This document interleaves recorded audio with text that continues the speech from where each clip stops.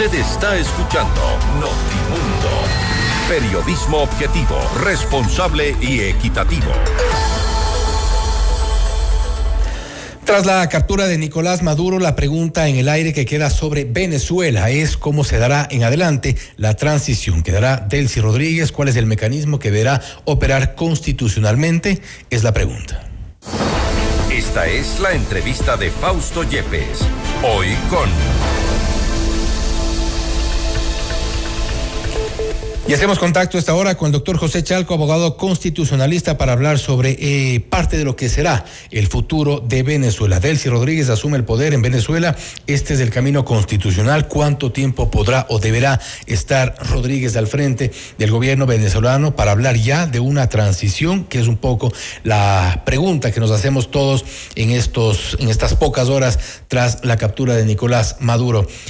José, gracias por estar con nosotros. Bienvenido.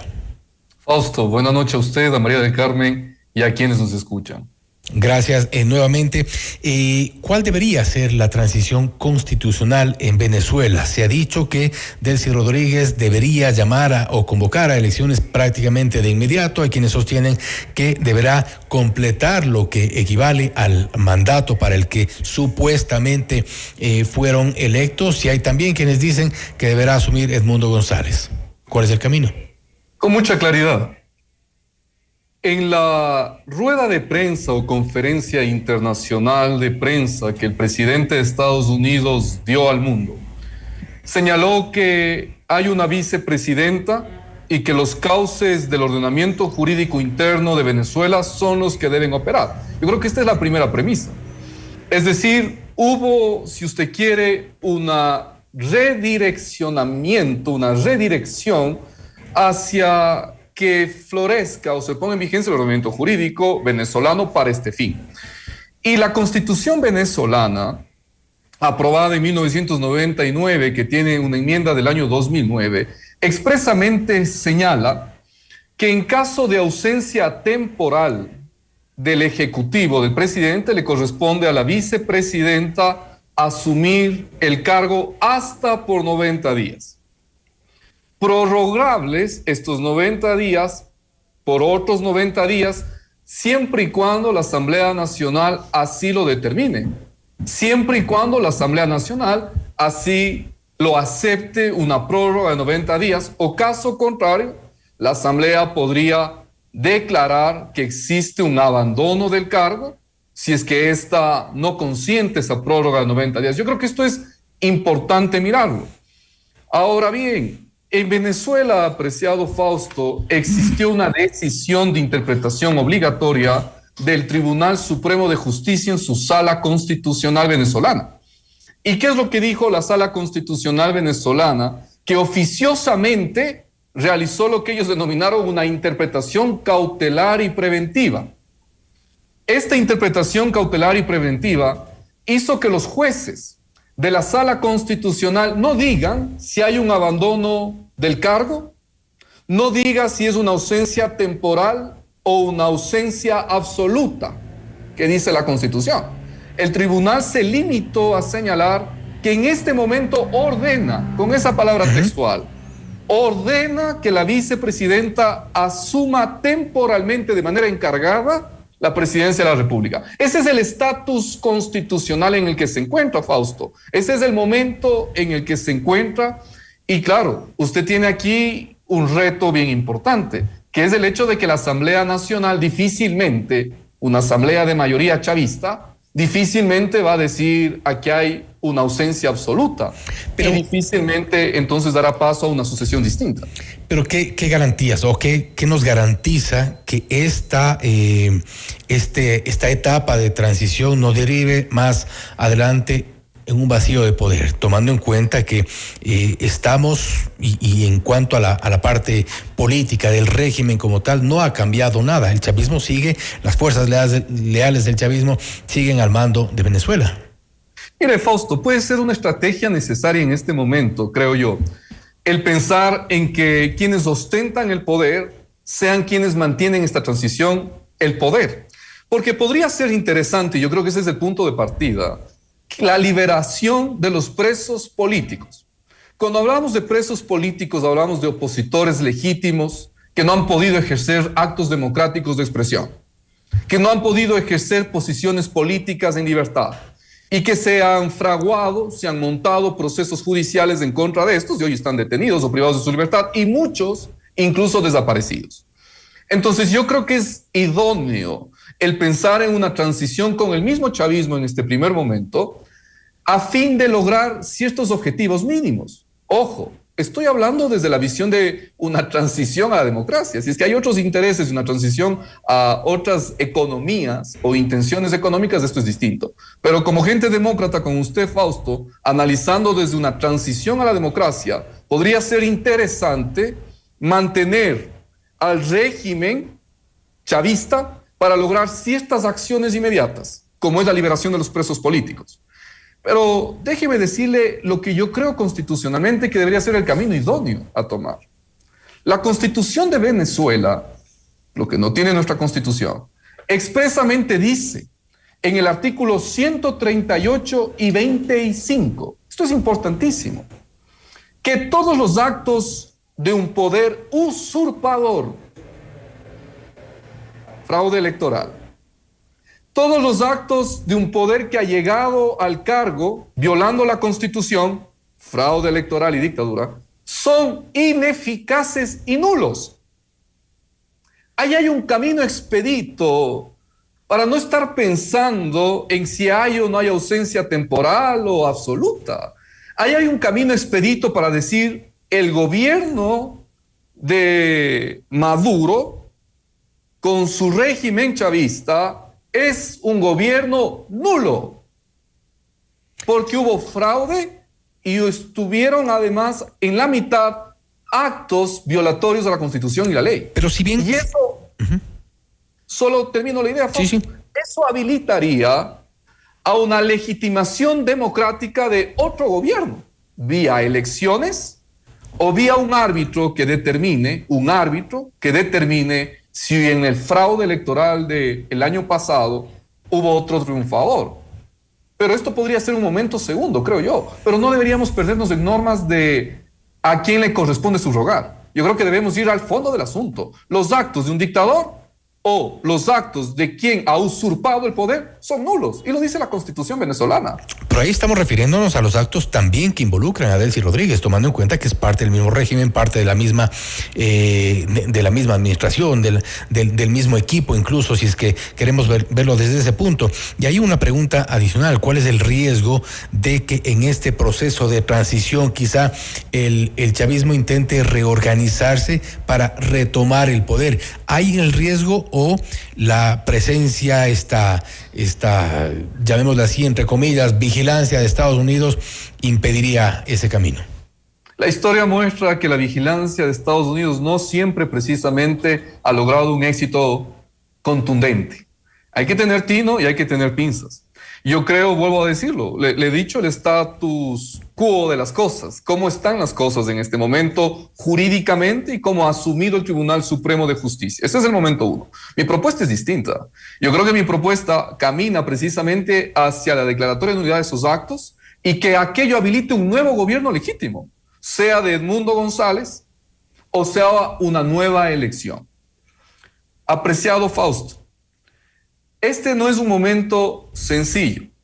La gente que se preocupa más de la ropa de un ex dictador tiene que entender que hay cosas más profundas al interior, que es precisamente cómo reconducir hacia la democracia y reconducir hacia el respeto de los derechos y las garantías en este Estado, en donde obviamente no puede haber tampoco una suerte de neocolonización, indiscutible, pero aquello tiene que ser realizado con pinzas, realizado con una operación quirúrgica en donde la misma Constitución que ha sido referida como el instrumento para reconducir, entonces se lo utilice. Y yo creo que es idóneo, es idóneo el artículo 25 y el artículo 138 de la Constitución. Son nulos los actos de quienes han usurpado el poder. Y al ser nulos los actos de quienes han usurpado el poder, no hubo Maduro en el poder, pues. Pero no habría tampoco... Pero no habría tampoco reconocimiento de esa circunstancia por parte de quienes están subrogando en el poder. Indiscutible. No, no existe. Este es un momento, vea, Fausto, después de lo que ha sucedido es un momento de reconducción, con pinzas que pueden ser interesantes, la transición que se está viviendo en este momento, una transición para lograr ciertos objetivos de la humanidad, de la democracia. Pero esto requiere un segundo momento de reconducción. Y el Ecuador también tiene que hacer lo mismo, Fausto. Usted sabe lo que yo considero al respecto.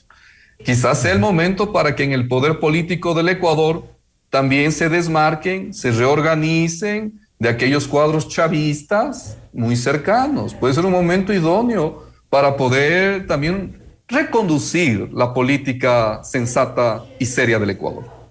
¿Y cree posible? Depende de qué suceda en la voluntad de los parlamentarios y de otros, ¿no?